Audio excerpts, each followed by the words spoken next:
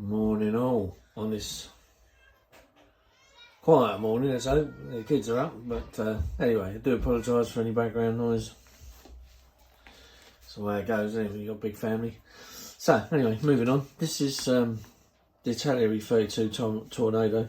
Just about to say Tomcat then, but it's first thing in the morning. Mark Andrews was asking about the swing wing mechanism. Well, here's the plans, and it shows you on there as to how it works. So basically, you get a thin rod that goes through the middle of the wing. It shows you in this picture here that it's angled, so it starts fat at one and thin at the other. And then basically you get these little lugs that go in, and then when you put the wing together, this whole mechanism is connected by a little peg that's on the fuselage. So when you put the intakes in, I can find them. That's not very good. Hang on, put it over the page actually. That's probably when you put them in.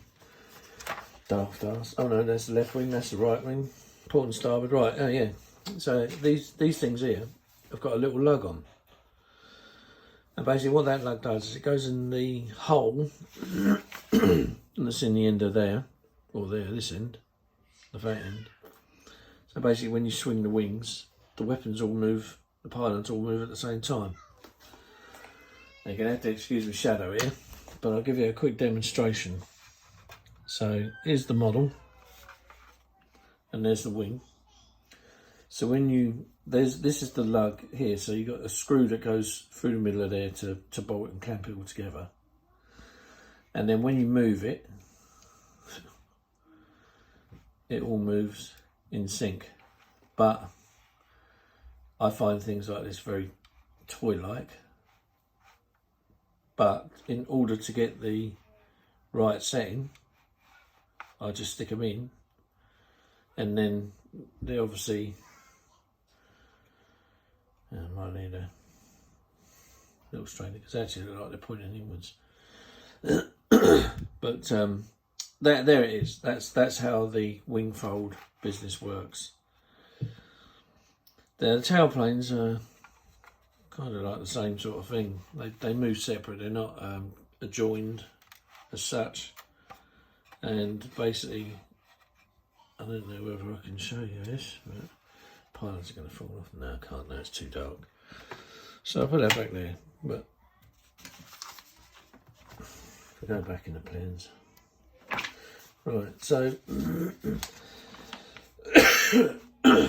bloody hell. The tailplanes, how they join. So again, you've got the same kind of little lug as you've got on the wings, and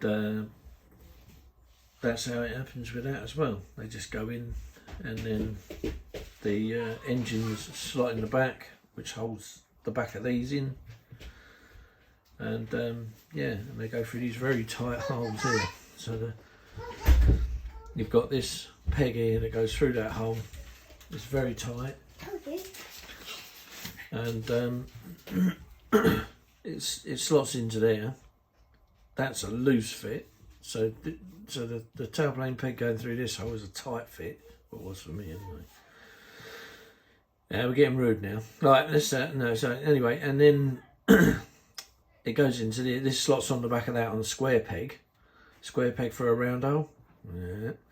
And yeah, and so you can either glue that on. I didn't. I basically thought, well, there's enough room there, so I just got the high end of a screwdriver and just melted it on, and it just holds it in place. Nice tight fit. And that's those. So that's your tailplanes and your wings. And then the wing fold, so you can move it all. Zoom back out again, and then there's your the whole engine process. There's one engine in it at the moment, but it's not fixed.